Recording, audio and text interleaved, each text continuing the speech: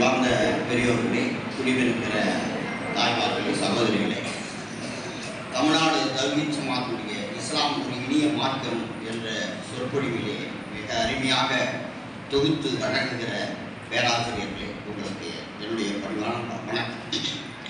நான் பெரியார் தொண்டை பறைசாற்றக்கூடியவன், பெரியார் கொள்கையை உள்வாங்கியிருக்கிறவன். எனக்கு இறை நம்பிக்கை இல்லை, மத நம்பிக்கை இல்லை, சாதிய நம்பிக்கை இல்லை.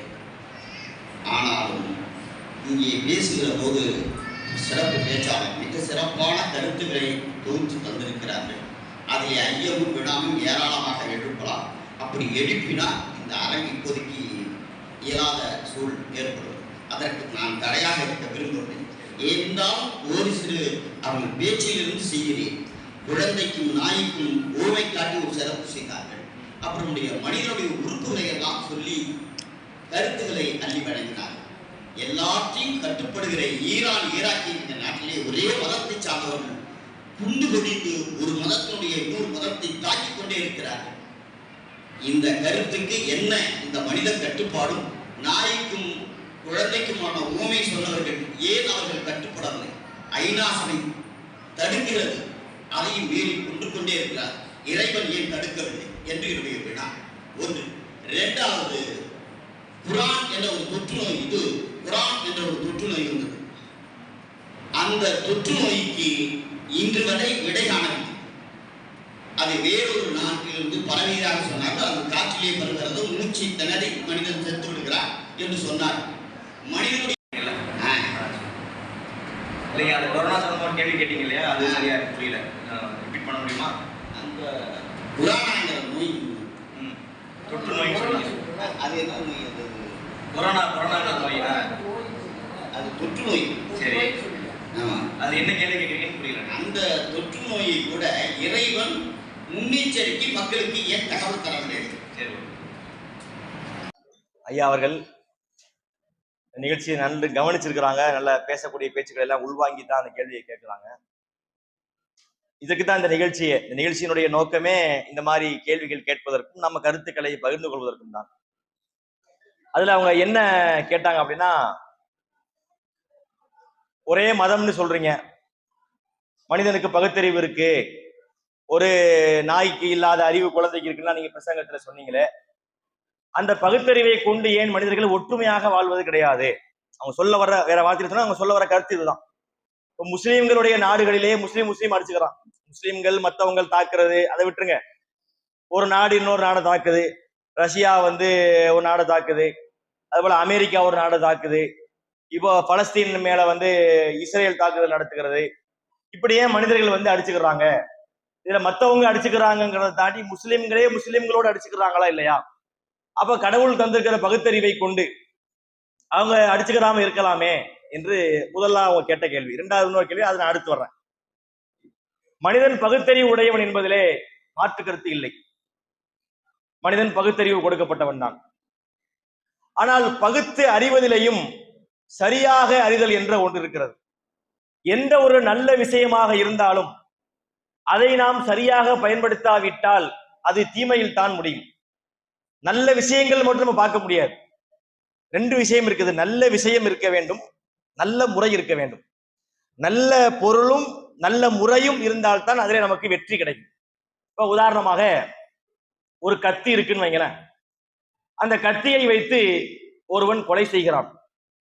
அந்த கத்தியை வைத்து ஒருவன் ஏழைகளுக்கு சாப்பாடு செய்து போடுகிறான். கத்தி ஒன்றுதான். அதே மாதிரி புத்தியும் ஒன்றுதான். அந்த புத்தியை வைத்துக்கொண்டு நன்மையை அடைய முடியும், நன்மையை சிந்திக்க முடியும், மக்களுக்கு நன்மை பாராட்ட முடியும். அதே புத்தியை வைத்துக் கொண்டு மக்களுக்கு கேடு செய்யவும் முடியும். இப்போ மனிதனுக்கு தரப்பட்ட அறிவு இருக்குல்ல, இந்த அறிவை கொண்டு மக்களுக்கு நன்மை செய்யலாமா? நன்மை செய்யலாம், உதவலாம். இப்போ நாமளே பார்த்துருக்கிறோம், இந்த எலெக்ஷன் டயத்துல மக்கள் வருவாங்க. அவங்களுக்கு இந்த வாக்காளர்ல சீட்டு நம்பர் ஒன்று இருக்கும். அந்த லிஸ்ட்ல ஒரு நம்பர் வச்சிருப்பாங்க. அந்த நம்பர் கரெக்டா தெரியாது. அந்த ஊர் தான், அந்த பூத்து தான் அவருக்கு போலிங் பூத்தா இருக்குது, இங்கதான் ஓட்டு போடணும்னு தெரியும். ஆனா அந்த நம்பர் தெரியாது, ஓட்டு போட முடியாம பரிதவிச்சுக்கிட்டு இருப்பாங்க. அங்கே நான் சிலரை கவனித்திருக்கிறேன். ஒருத்தர் என்ன செய்கிறார், ஐயா அவங்க பேரை சொல்லுங்க, உங்களோட அந்த ஐடி, அந்த ஓட்டர் கார்டு நம்பர் இருக்கா, அந்த நம்பரை சொல்லுங்கன்னு சொல்லி நம்பரை போட்டு தேடி எடுத்து உங்களுடைய வரிசையை நீங்க இதுதான் ஓட்டு போடுங்கன்னு சொன்னா அவரு பாராட்டிட்டு போய் ஓட்டை போட்டு வர்றாரு. அப்ப இவருக்கு ஒரு அறிவு வழங்கப்பட்டிருக்கு. இவருக்கு அந்த போனை பயன்படுத்த தெரியுது. இந்தியா எலெக்ஷன் கமிஷனோட வெப்சைட்டுக்குள்ள போய் இவருடைய பேரை போட்டு அந்த நம்பரை கண்டுபிடிச்சு சொல்றாரு. அதை கொண்டு அவர் ஓட்டு போட்டு வர்றார். ஜனநாயக கடமையை அவர் நிறைவேற்றுகிறார். இவர் என்ன செய்கிறார்? தன்னுடைய அறிவை கொண்டு ஒரு நன்மை செய்கிறார். இது ஒரு பக்கம். இன்னொரு பக்கத்திலே பாத்தீங்கன்னா, இப்போ இந்த யூபிஐ டிரான்சாக்சன் பண்றாங்களா, கூகுள் பே, போன்பே, ஜிபே எல்லாம் பண்றாங்கல்ல, இதை என்ன பண்ணாங்கன்னா ஒரு கியூஆர் கோடு இருக்கும். அதை இப்படி ஸ்கேன் பண்ணி ரூபா அனுப்புவாங்க, அல்லது போன் நம்பரை வாங்கி ரூபா அனுப்புவாங்க. இதுல ஒரு மோசடி கும்பல் ஒண்ணு இருக்கு. அந்த கும்பல் என்ன செய்கிறது? ஒரு டூப்ளிகேட் மெசேஜை போடுறது. அதாவது சம்பந்தப்பட்ட ஆளுக்கு அந்த பணம் போகாது. ஆனா நம்முடைய போன்ல என்ன காட்டும்? அவருக்கு பணம் போன மாதிரி காட்டும். பாத்தீங்க பணம் போயிடுச்சுன்னு போயிடுறது. அப்புறம் அவர் செக் பண்ணி பார்த்தா பணம் வராது. இது ஒரு ஏமாற்று வேலை. இதற்கு அறிவு பயன்பட்டதா இல்லையா? எப்படி ஒரு ஓட்டு போட முடியாத ஒரு வயசாளிக்கு அவரு ஹெல்ப் பண்ணும் போது அறிவு பயன்பட்டது, இன்னொரு மனிதனை ஏமாற்றும் போதும் அந்த அறிவு பயன்படுகிறது. அதனாலே அறிவை வைத்துக் கொண்டு நன்மைதான் செய்ய முடியும் என்பது அல்ல, அது பயன்படுத்தக்கூடிய விதத்தை பொறுத்தது. ஒரு கொலகாரன் கையிலே கத்தி இருந்தால் அவன் கொலை செய்வான். ஒரு சமயக்காரன் கையில கத்தி இருந்தால் அவன் 10 பேருக்கு சாப்பாடாக்கி போடுவான். ஒரு வஞ்சகனுடைய கையிலே தீப்பெட்டி இருந்தால் அவன் 10 குடிசையை கொளுத்துவான். அதே தீப்பெட்டி ஒரு நல்லவன் கையில இருந்தா ஒரு ஏழை வீட்டிலே மெழுகுவத்தி ஏத்தி அந்த வீட்டிலே ஒளி ஊட்டுவான். அப்ப ரெண்டு பொருள் ஒன்றுதான், அதை பயன்படுத்தக்கூடிய முறையிலே தீர்வுகள் மாறி போகிறது. அதே போன்று கடவுள் நமக்கு தந்திருக்கின்ற அறிவு என்பது பகுத்தறிவு, அதை மாற்று கருத்து இல்லை. ஆனால் அந்த அறிவை கொண்டு நாம் எதை செய்கிறோம் என்பதை பொறுத்து இருக்கிறது. நீங்கள் சொல்வதை போல முஸ்லிம்களை அடிப்பதை நாங்கள் ஆதரிப்பதில்லை, அதை நாங்கள் கண்டிக்கிறோம், அதை எதிர்த்து நாங்கள் பேசுகிறோம், நாங்கள் எழுதுகிறோம், எங்கள் மக்கள் மத்தியிலே அந்த பிரச்சாரங்களை கொண்டு செல்கிறோம். முஸ்லிம்களை அடிப்பதை மட்டுமல்ல, எந்த மக்களையும் கொள்ளாதீங்கிறோம். அவசியத்தோடு தண்டிப்பது என்பது நியாயத்தில் வந்துடும். சாதாரண மக்கள் என்ன செஞ்சாங்க? ஒரு நாடு உக்ரைன் நாடு மேல போய் இவன் வந்து குண்டு போடுறான், யாரு? ரஷ்யா குண்டு போடுறான். அங்க உள்ள மக்கள் என்ன பாவம் பண்ணாங்க? அரசாங்க சண்டைன்னா நீங்க போய் கட்டி உருளுங்க, விளாடிமிர் புதினும் அங்கே உள்ள பிரதமரும் போய் ஒரு குத்து சண்டை போடுங்க, பாக்ஸிங் பண்ணுங்க, என்னமோ பண்ணிட்டு போங்க. அங்க உள்ள மக்கள் என்ன பண்ணாங்க? அவங்கள ஏன் கொள்றீங்க நம்ம கேட்கத்தான் செய்யறோம். அதே மாதிரி முஸ்லிம்கள்லையும் சில பேர் இஸ்லாமிய மார்க்கத்தை புரியாமல், ஏற்கனவே சொன்ன பாருங்க, ஒரு மனிதரை கொலை செய்தவன் அவன் எப்படிப்பட்டவன்? உலகத்திலே இருக்கின்ற அனைத்து மக்களையும் கொன்றவனை போல என்றுதான் இஸ்லாம் சொல்லி இருக்கிறது. சரிங்களா? அப்ப பகுத்தறிவு என்பது மனிதனுக்கு கொடுக்கப்பட்டிருக்கிறது. அதிலே மனிதனுக்கு பிரச்சனையும் இருக்கிறது. அப்ப என்ன செய்ய வேண்டும்? யார் சரியானதை பின்பற்றுவாரோ, சரியான வழியில் ஆரோக்கியமாக அதை அணுகுவாரோ அவருக்கு அதிலே நன்மை நடக்கும். இல்லை என்று சொன்னால் அவருக்கு தீமை நடக்கும் என்பதுதான் இஸ்லாமிய மார்க்கம் சொல்லக்கூடிய கருத்தாக இருக்கிறது. இல்ல இன்னும் ஒரு கேள்வியும் அவங்க கிட்டத்தட்ட நெருக்கமா தான் கேட்டாங்க. ஏன் அப்படி இருக்கணும், கடவுள் ஏன் அப்படி வச்சிருக்கிறாரு என்று கேட்கிறாங்க. நாம் என்றுமே நமது அறிவோடு கடவுளை ஒப்பிடக்கூடாது. இங்க என்ன சிக்கல் வருது தெரியுமா? எல்லாவற்றிலுமே நாம் கடவுளை நிகராக பார்க்கின்றோம். கடவுளையும் மனிதனையும் நினைத்து ஒன்றாக வைத்து பார்க்கிறோம். நம்மளுக்கு இருப்பதை போலவே கடவுளுக்கு இருக்கணும்னு நினைக்கிறோம். அப்படி இல்லைங்க. கடவுள் என்பவர் நம்மை விட எல்லா விதத்திலும் உயர்ந்தவர். நம்மிடத்திலே இருக்கக்கூடிய எந்த பலகீனங்களும் அவருக்கு இல்லை. அவர் தனித்தவர். நமது கற்பனைகளுக்கு சிந்தனைகளுக்கு அப்பாற்பட்டவர். நமக்கு கொடுக்கப்பட்ட அறிவை கொண்டு நாம் அவரோடு மோத முடியாது. இறைவன் சொல்லும் போது திருக்குறானிலே நபிகள் நாயகத்தை பற்றி சொல்கிறான், அம்மா ஊத்தி தும்பி இல்மின் இல்லா கலீலா, உமக்கு வழங்கப்பட்ட அறிவு என்பது குறைவான அறிவுதான் என்று சொல்லப்பட்டிருக்குதுங்க. மனிதனுக்கு வழங்கப்பட்ட அறிவு என்பது அதிலே உச்சபட்ச அறிவு என்று எதுவுமே இல்லை. நம்ம ஏன் ஆன்மீகத்துல சொல்றதுக்கு காரணம் இருக்கு. மனித அறிவை கொண்டு நாம் அதை தீர்மானிக்க முடியாது. மனித அறிவு என்பது மாறுதலுக்கு உட்பட்டது. ஒரு காலத்திலே சொல்லப்பட்ட கருத்து பிற்காலத்திலே மறுக்கப்படும். இப்போ உதாரணத்திற்கு எவல்யூஷன் என்று ஒன்று உண்டு, பரிணாம வளர்ச்சி என்று சொன்னார்கள். சார்லஸ் டார்வின் அப்படிம்பாங்க. குரங்கில் இருந்து மனிதன் பிறந்தான், உலகத்திலே முதலிலே தோன்றிய உயிரினம் அமீபா, அதில் இருந்து பல ஜீவராசிகள் வந்தன, ஒவ்வொன்றாக அது பரிமாறின. ஆரம்பத்திலே வாழ்ந்த பாம்புகளுக்கு கால்கள் இருந்தன, அந்த கால்களை அவை பயன்படுத்தவில்லை, எனவே கால்கள் கொஞ்சம் கொஞ்சமா சின்னதாய் போய் காலே இல்லாம போச்சு. ஒட்டக சிவிங்கிக்கு தலை சின்னதாட்ட இருந்துச்சு, அது மரத்தை எட்டி எட்டி கழுத்து தூக்குனதுனால தலை நீண்டு விட்டது. இப்படி நிறைய கதைகளை சொன்னார்கள். அன்றைய காலத்திலே வாழ்ந்த மக்களுக்கு அதுதான் அறிவியல், அதுதான் சிறந்த கருத்து என்று சொன்னார்கள். ஆனால் பிற்காலத்திலே அந்த கருத்தை மறுத்தார்கள், அது சரியில்லைன்னாங்க. அதுல இரண்டாவது டார்வினுடைய கருத்திலே அதிலே ஒரு புரட்சிகரமான நல்ல பார்வையும் இல்லை. அதுல நிறைய கேள்விகள் உண்டு, முரண்பாடுகள் உண்டு. மனிதன் என்பவன் குரங்கிலிருந்து வரவில்லை. இறைவன் குரங்கை குரங்காக படைத்தார், மனிதனை மனிதனாகத்தான் படைத்தார். ஏன்னா மனிதனுக்கும் குரங்குக்கும் நிறைய வித்தியாசம் உண்டு. இவர் என்ன பார்த்துக்கிறது, டார்வின் என்ன பார்த்திருக்கிறாரு, வெளிப்படையா பார்த்திருக்கிறாரு. சில விஷயங்களை அவர் கவனித்திருக்கலாம். குரங்கும் மனுஷனும் ஒரே மாதிரி இருக்கிறானா, சில விஷயங்கள் சில பழக்க வழக்கம் கூட ஒரே மாதிரி நீங்க பார்த்திருக்கலாம்.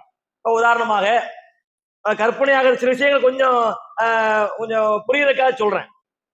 அவர் போயிருப்பாரு காலையில, அவருடைய தங்கச்சிக்கு அவங்க அம்மா பேன் பார்த்துக்கிட்டு இருந்திருப்பாங்க. இதை பார்த்துட்டு போறாரு, குரங்கும் பேன் பார்க்குது, இங்கேயும் பேன் பார்க்குது, இங்கேயும் பேன் பார்க்குது. இது ஒரு ஒரு சின்ன ஒரு புலி விழுந்திருக்கலாம். அப்புறம் என்ன, இவர் ஒன்று சாப்பிட ஒரு பெட்டை தூக்கியிருப்பாரு, தம்பிக்காரன் பொசுக்குன்னு புடுங்கியிருப்பான். இங்க வர்றாரு, குரங்கு பொசுக்குன்னு புடுங்குது, அங்கேயும் புடுங்குறாங்க, இங்கேயும் புடுங்குறாங்க. இப்படி சில பழக்க வழக்கங்களிலும் ஒற்றுமை இருக்கிறது. தோற்றத்திலே பார்த்தாலும் இந்த குரங்குக்கும் மனுஷனுக்கும் ஒரு ஒரு ஒப்பு வருதா, ஒரு சிபுகு வருது, ஒரு தோற்றம், ஒரு சிமிலரான விஷயங்கள் இருக்கிறது. அதை வைத்துக்கொண்டு இவர் என்ன பண்ணிட்டாரு, குரங்கில் இருந்து மனிதன் பிறந்தாண்டு போயிட்டாரு. ஆனால் இன்னைக்கு உள்ள விஞ்ஞானம் வளர்ந்துருச்சு. வெளிப்படையான அடையாளங்களை விட உள்ரங்கமான அடையாளங்கள் தான் இன்னைக்கு கோர்ட்லே செல்லும். DNA test. இப்போ ஒருத்தர் தான் பிள்ளைங்கிறாரு, தான் பிள்ளை இல்லைங்கிறாரு. கோர்ட் எப்படி முடிவு பண்ணும், முக நிக்க வச்சு ரெண்டு பேரும் பேச பார்க்குமா, டிஎன்ஏ டெஸ்டுக்கு அனுப்புமா? டிஎன்ஏ டெஸ்டுக்கு அனுப்புவாங்க. டிஎன்ஏ சொல்லி நம்முடைய மரபு சொல்லும், மரபணு சொல்லும் இந்த குடும்பத்துல வந்தானா இல்லையாங்கிறத, எந்த அளவுக்கு மேட்ச் ஆகுது, எந்த அளவுக்கு மிஸ்மேட்ச் ஆகுதுன்னு அது சொல்லும். அப்ப வெளிப்படையான தோற்றத்தை பார்ப்பதை விட உள்ரங்கமான விஷயங்களை பார்க்கக்கூடிய அளவுக்கு இன்னைக்கு அறிவியல் வளர்ந்து விட்டது. அந்த அடிப்படையிலே பார்த்தால் குரங்கு எங்கோ இருக்கிறது, மனிதன் எங்கோ இருக்கிறான். குரங்கில இருந்து மனுஷன் வரவே இல்லை, சரிங்களா? இல்ல இன்னும் ஒரு விஷயம் என்ன சொல்றாங்க அப்படின்னா, மனிதனுடைய அம்சத்திலே ஒரு தனிச்சிறப்பான ஒன்று சிரிப்பு. சிந்திக்க தெரிந்த மனித இனத்திற்கு சொந்தமான கையிருப்பு, வேறு எந்த ஜீவராசிகளும் செய்ய முடியாத செயலாகும் என்று சிரிப்பு கவிதை படிச்சாங்களா? சிரிப்பு என்பது மனுஷனுக்கு மட்டும்தான் உண்டு, வேற எந்த ஜீவராசிக்கும் கிடையாது. சிரிப்பு என்பதை நம்ம எப்படி வெளிப்படுத்த, நான் சிரிக்கிறேன், நீங்க சிரிக்கிறீங்க, எப்படி வெளிப்படுத்துறோம்? வாய் விரியுது, பல்லு தெரியுது, சிரிக்கிறோம்னு அர்த்தம். இதே மாதிரி குரங்கும் பண்ணும். ஆனால் குரங்கு அப்படி பண்ணுதுன்னு வைங்க, குரங்கு கொலை காண்டில இருக்குன்னு அர்த்தம். நம்ம சிரிக்கிற பாருங்க, இதே மாதிரி அதே ஷேப்ல குரங்கு பண்ணும். நான் சிரிச்சா என்ன அர்த்தம்? நான் மகிழ்ச்சியாக இருக்கிறேன்னு அர்த்தம். அதே மாதிரி குரங்கு பண்ண என்ன அர்த்தம்? உல்டாவான அர்த்தம், கடும் கோபத்தில் இருக்குன்னு அர்த்தம். நீங்க கொஞ்சம் சுரண்டி விட்டு பாருங்களேன், சிரிக்கிற மாதிரி பண்ணும், முகம் சிரிக்கிற மாதிரி இருக்கு, உள்ளக்குள்ள அது நம்ம மேல கடுப்பாகுதுன்னு அர்த்தம். அப்ப இப்படி நிறைய வித்தியாசங்கள் உண்டு. அப்ப இந்த அறிவு என்பதெல்லாம், மனித அறிவு என்பது மாறுதலுக்கு உட்பட்டது. ஒரு காலத்திலே புரட்சி என்று சொன்ன ஒன்றை வரக்கூடிய சமுதாயம் தூக்கி எரிஞ்சுட்டு போயிடும், இதெல்லாம் ஒரு புரட்சியா போயாண்டு போயிடுவான், சரிங்களா? அப்ப மனித அறிவை கொண்டு தீர்மானிக்கிற விஷயங்கள் என்பது காலத்திற்கு நிற்காது. ஏன் என்று சொன்னால், அதான் இஸ்லாம் சொல்கிறது, மனிதனுக்கு வழங்கப்பட்ட அறிவு குறைந்த அறிவு. இன்னைக்கு உள்ள விஞ்ஞானம் நாளைய விஞ்ஞானத்தில் தோற்று போகும், நாளைய விஞ்ஞானம் அதற்கு உள்ள விஞ்ஞானத்திலே தோற்று போகும்.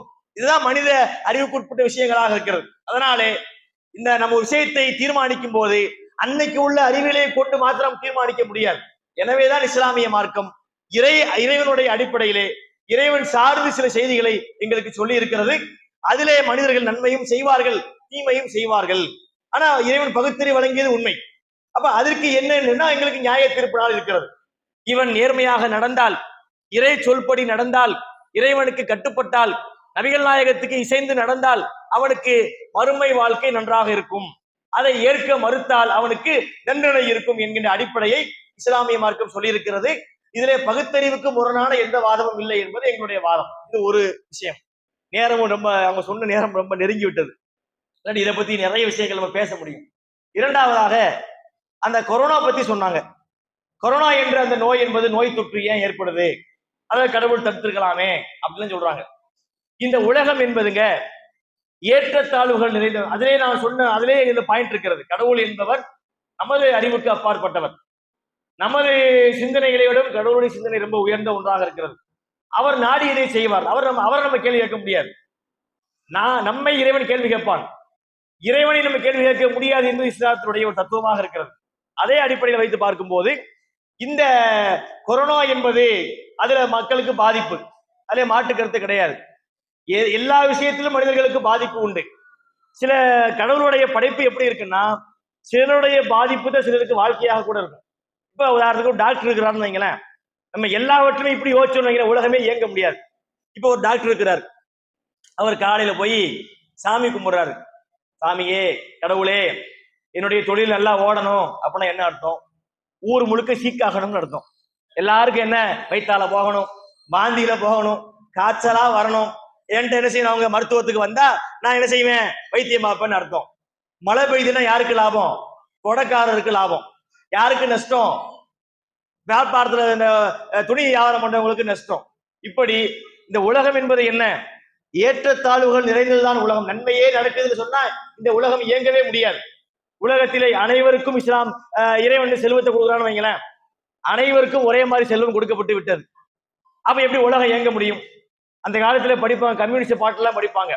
அண்ணாந்து பார்க்கின்ற மாளிகை கட்டி, அருகினில் ஓலை குடிசை கட்டி, பொன்னான உலகென்று பெயரும் விட்டால் இந்த பூமி சிரிக்கும் அந்த சாமி சிரிக்கும். என்ன சொல்ல வர்றாங்க? எல்லாம் ஒரே மாதிரி இருக்கணும், குடிசையும் கோபுரமும் ஒண்ணு கிடையாது, அனைவருக்கும் பணம் இருக்கணும். இது கேட்பதற்கு நல்லா இருக்கு, இருந்தா ஓகே. ஆனா இது நடக்குமான்னு கொஞ்சம் யோசிக்கணும். எந்த விஷயத்தையுமே நம்ம பிராக்டிக்கலா யோசிக்கணும். நம்ம அறிவுக்கு நல்லா இருக்குன்றதை மட்டும் வச்சு பார்க்க கூடாது. பிராக்டிக்கலா யோசிச்சோம்னு சொன்னா, இப்ப உதாரணமாக சீர்காழியிலே வாழக்கூடிய எல்லா மக்களுக்கும் கையில 10 கோடி இருக்கு, சொந்த வீடு இருக்கு, கார் இருக்கு அப்படின்னு வைங்களேன். இப்ப சாப்பாடு எப்படி கிடைக்கும்? சாப்பாடு யாரு செய்வா? ஒரு விவசாயி போய் விவசாயம் பண்ணுவாரா? ஏன் பண்ண மாட்டாரு. நம்ம போய் விவசாயி போய் நாத்து நடுப்பா, எனது நாத்து நடுவா, நான் 10 கோடிக்கு அதிபதி, நீ வேணா போய் நாத்து நடும்பாரு. அப்போ பயிரிடுறதுக்கு ஆள் வராது, விவசாயம் விதைக்கிறதுக்கு ஆள் வராது, உரம் போடுறதுக்கு ஆள் வராது. அறுக்கிறது யாரு? பஞ்சாக்குறது யாரு? சட்டம் வேணும். அதை பருத்தியை விளை வைக்கிறது யாரு? பஞ்சை நூலாக்குறவர் வரமாட்டார். ஏன்? அவர்கிட்ட 10 கோடி பணம் இருக்கு. அப்போ உலகம் இயங்க வேண்டும் என்றால் ஏற்றத்தாழ்வுகள் இருந்தால் மட்டும்தான் உலகம் இயங்கும். இதுதான் நியதி, இதுதான் இயற்கை. அனைவருக்கும் ஒன்றுதான் என்று சொல்வது கேட்பதற்கு நன்றாக இருக்கலாமே தவிர அதுல நடைமுறையிலே சில விஷயங்கள் ஒத்து போகாது. அந்த அடிப்படையிலே இந்த கொரோனாவிலே பாதிக்கப்பட்ட விஷயங்கள் அதை மாற்றுக்கருத்து கிடையாது. உலகமே ஸ்தம்பித்து போனது. அது கடவுளுடைய ஒரு ஏற்பாடு என்பதுல மாற்றுக்கருத்து கிடையாது. அதுல என்ன இருக்கும்? ஒருத்தர் நன்மை வச்சிருப்பாரு கடவுள். கொரோனாவிலே மேல வந்தவங்க எத்தனை பேர்? வடநாட்டில் நடந்த ஒரு சம்பவம், பேப்பர்ல படித்த விஷயம். கொரோனாவுக்கு வேக்சின் போட்டாங்கல்ல, கொரோனா வேக்சின் போட்டாங்க. பல பேருக்கு வேக்சின் போட்டதால் பாதிப்பு, சில பேருக்கு வேக்சின் போட்டதால் நல்லதா நடந்த ஒரு வயசான பாட்டி, அந்த பாட்டிக்கு கண் பார்வை தெரியாது. வேக்சின் போட்ட பிறகு கண் பார்வை வந்துருச்சு. அதாவது மருந்து எக்கத்தமா வேலை செஞ்சிருக்கு. எல்லாருமே போட்டக்கூடாது, அதுக்கு சொல்ல வரல. ஏதோ மருந்து போட்டாங்க, ஏதோ வேலை பண்ணி கண் பார்வை வந்திருக்கு. அப்ப அது மாதிரி ஏற்றத்தாழ்வுகள் என்பது வரத்தான் செய்யும். அந்த ஏற்றத்தாழ்வுகள் இல்லாமல் இந்த உலகம் இயங்க முடியாது. அதனால நம்ம சொல்றோம், மனித அறிவை கொண்டு உலகத்தை இயக்க முடியாது. மனித அறிவு என்பது நமது அறிவு குறைந்த அறிவு. ஒரு காலத்திலே ஏற்றுக்கொள்ளப்பட்ட அறிவு இன்னொரு காலத்திலே மறுக்கப்பட்டு விடும். அது சொல்ல போனா கேலி பண்ணுவான், இதெல்லாம் ஒரு கண்டுபிடிப்பாயான்னு கேட்பான். அந்த அளவுக்கு உலகம் மாறிக்கிட்டே போயிடும். அதனாலே நமது மனித அறிவை கொண்டு நாம் தீர்மானிக்க முடியாது. எல்லாவற்றுக்கும் மேலாக நம்மை விட எல்லா விதத்திலும் உயர்ந்த இறைவன் சொல்லுகிற தீர்ப்பு தான், சட்டம் தான் சரியாக இருக்கும் என்பது எங்களுடைய பார்வையாக இருக்கிறது. இது நீண்ட கேள்வி. ஐயா அவங்க இதை முன்னாடி கேட்டிருந்தாங்கன்னு நினைக்கிறேன். நம்ம இதை விட நேரம் செலவழித்து கூட இதுக்கு பதில் சொல்லியிருக்க முடியும். இதுவே எனக்கு ஒரு 5 நிமிஷம் அதிகமாயிடுச்சுன்னு நினைக்கிறேன். இந்த அளவுக்கு நிறுத்திக்கிறோம். சரி.